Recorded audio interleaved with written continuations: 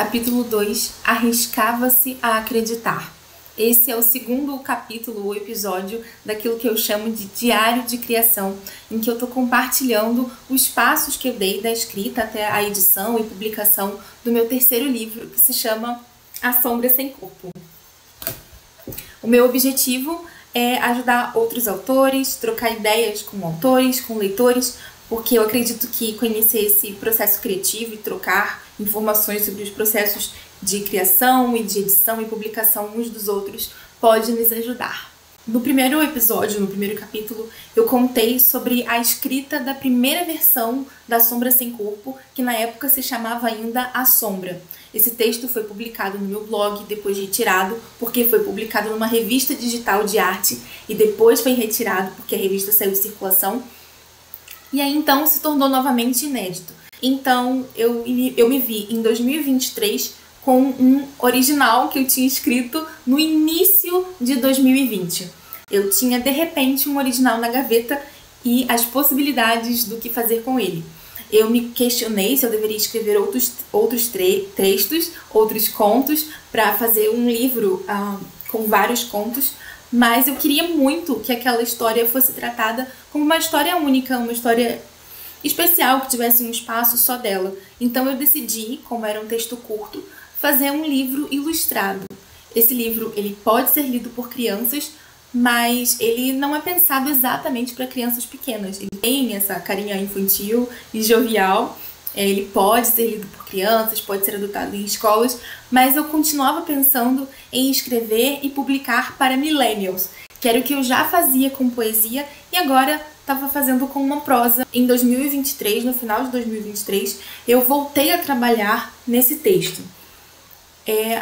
Eu continuei fazendo revisões nele, eu comecei a fazer eu mesma uma revisão, e depois de ler muitas e muitas vezes, mesmo estando distante do texto há uns 3 anos, eu acabei ficando logo insensível a ele. É como se eu já não conseguisse captar mais alguns detalhes. Eu sentia que ele ainda não estava pronto, mas não sabia exatamente ainda no que mais eu poderia mexer. O enredo permanecia basicamente o mesmo, mas as escolhas de palavras, as construções de frase, era nisso que eu estava me focando e que eu queria adaptar e chegar na melhor versão possível para a história que eu queria contar. Foi quando eu decidi que tinha chegado a hora de pedir ajuda. A primeira ajuda que eu pedi foi a um revisor. Então foi o Felipe que fez a primeira revisão do meu livro. Depois disso, o livro ainda passou por 2 leitoras críticas e por profissionais assim, a quem eu agradeço muito. Eu escolhi profissionais que eu admirasse e com as quais eu me identificasse de alguma forma. E não me arrependo disso. Foi uma experiência muito positiva enviar o livro para leitura crítica. Ele passou por 2 leituras. Uma da Vanessa Passos e outra da Marie Steri. Foi a Vanessa que me chamou a atenção para o fato de que a sombra poderia se chamar A Sombra Sem Corpo, e é graças a ela que a gente tem esse título estabelecido hoje. Ela também foi muito sensível em pontuar quais eram os pontos fortes do livro, o que ele tinha de especial, de relevante. A Marie Steri tem um olhar editorial diferenciado.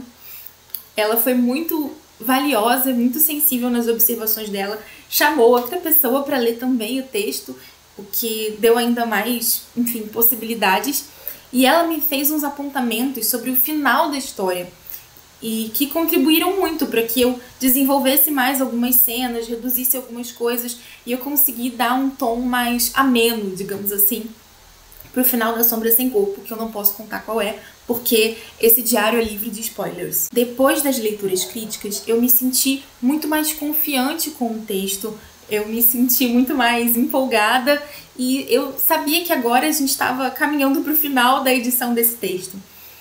E foi quando eu submeti o texto ainda a um último olhar, que era um dos leitores beta. Eu pedi a alguns amigos que fizessem a leitura, amigos que tinham diferentes hábitos e gostos de leitura, que vinham de diferentes áreas profissionais e todas pessoas que eu considerava com uma sensibilidade especial ou com algum tipo de gosto especial pela arte ou pela palavra. E esses amigos foram muito gentis em seus feedbacks, Alguns apontaram que não gostaram tanto assim do final, mas tudo isso me deixou mais confiante. Foi a leitura desses amigos que me fez perder de vez qualquer medo de crítica que eu ainda tivesse em relação à Sombra Sem Corpo. Como foi um livro que me tirou da zona de conforto, foi uma produção muito diferente para mim. Foi diferente no modo de escrever, estava sendo diferente na edição, porque agora eu estava sozinha, eu tinha decidido caminhar sem uma editora.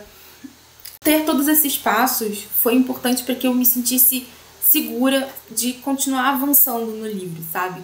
De continuar editando, de continuar decidida a publicar.